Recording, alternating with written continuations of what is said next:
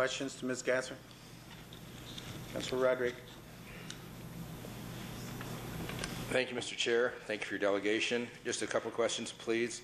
You said you don't have advance notice of when the next Energy from Waste Advisory Committee meeting will be held?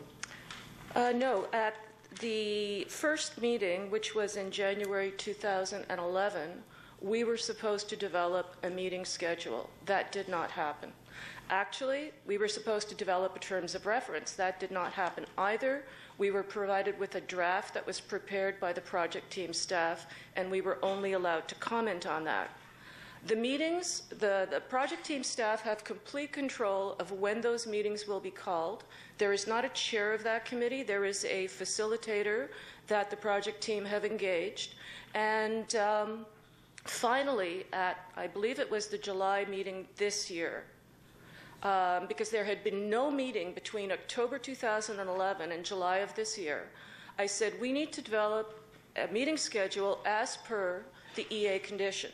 So we developed a meeting schedule. We went through an agonizing debate over what possible meeting dates would be suitable and could some of them be in the evening.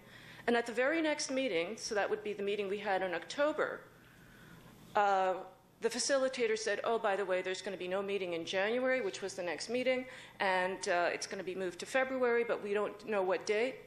So the public has no hope of knowing what this committee will be doing in the future.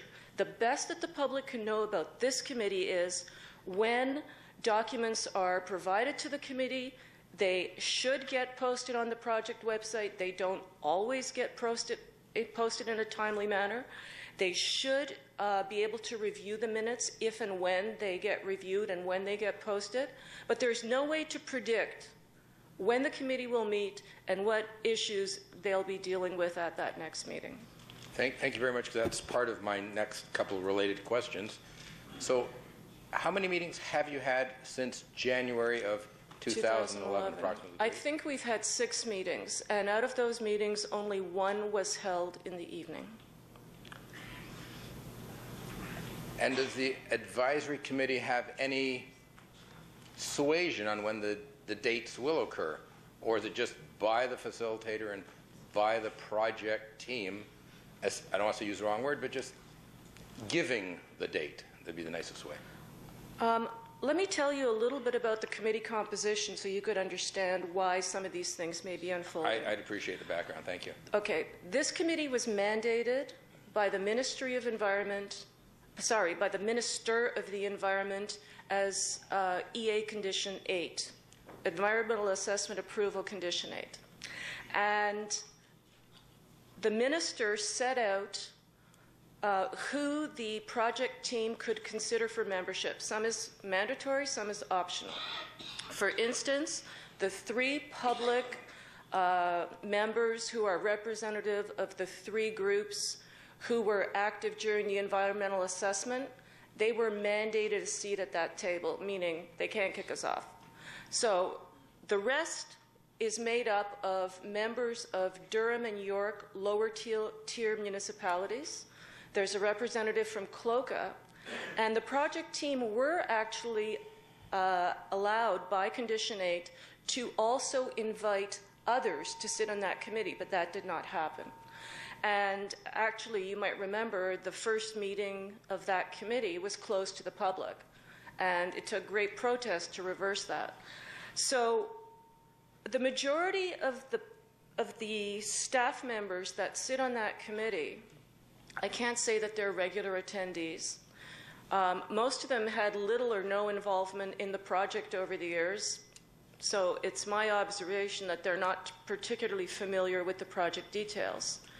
And because most of the meetings are during the day and they get paid anyway, I don't think they much care whether it's when the meetings are held, except some staff did say it was inconvenient for them to attend in the evening. So, really, there are not a whole lot of people on that committee that are committed to active participation. And if you look at the minutes, you will see that the list of regrets is generally longer than the list of attendees. Has there therefore been any attempt to, in fact, invite other people that were allowed by Condition 8. See that flat spot here? That's a result of my efforts to get the project team, and I made I submitted written comments to this effect as well as made them orally, is that this should be opened up.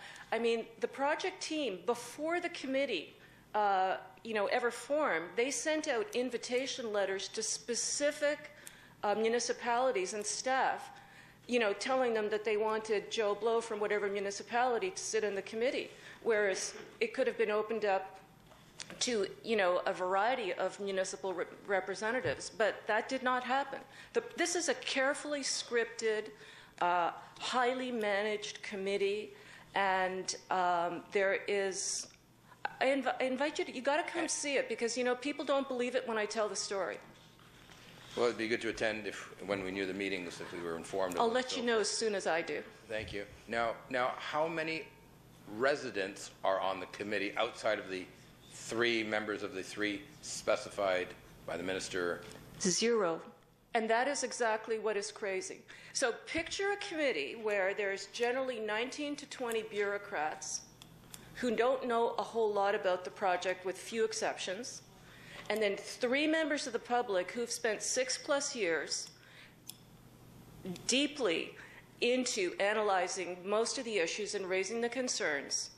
And take a look at the minute. The minutes don't accurately capture all the activity that goes on, but it is absolutely limited the amount of issues that can be raised by 3 members of the public. I mean, honestly, go to that meeting. Most of the other members are playing with their BlackBerries. They don't even know what we're talking about.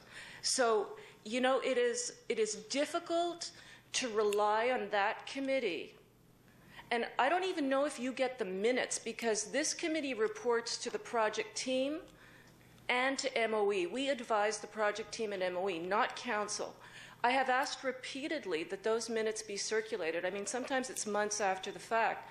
But you need to see that, because some of the concerns that we are bringing forward today, we brought forward at those meetings. And actually, we're coming forward to you today because bringing it up at those meetings pretty much goes nowhere. Well, I appreciate you coming forward. My last question, thank you, Mr. Chair, is regarding the November 30th date. Is there any strong reason why the date must be November 30th? Could it not be December, January, and did I hear you say Absolutely. March or April? Would that, because we have a 1-year period? And this plan is due to be submitted to MOE prior to the receipt of waste at the incinerator. Even if this enhanced construction schedule that they have, you've got until, for sure, the second half of next year before this plan has to be submitted.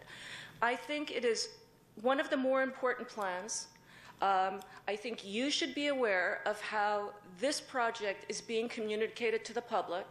I think you should be absolutely on top of how any of this information is communicated to impressionable children. But mostly, you are responsible to ensure that the conditions of approval are met, and met in a way that is appropriate. You councillors are responsible, legally responsible, I might add. So I think it is imperative that you get a handle on what is going on. And I think the important thing here is, it doesn't matter if staff believe incineration is the best thing since sliced bread, or if the majority of councillors believe it. Believing something does not make it, number one, true, or even something worth communicating. And public resources should not be used to mitigate any potential political fallout or negative public reaction. And this is really morphing into PR, and that's inappropriate.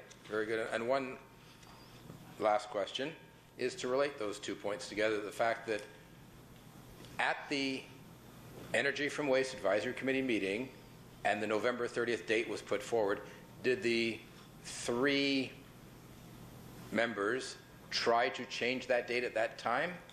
Okay, first they wanted us to when they brought forward this plant at the October 24th meeting, they wanted us to comment by November 9th. I said that's ridiculous. We had a whole bunch of plans, soil testing, air emissions, and I knew that this plan wasn't required immediately.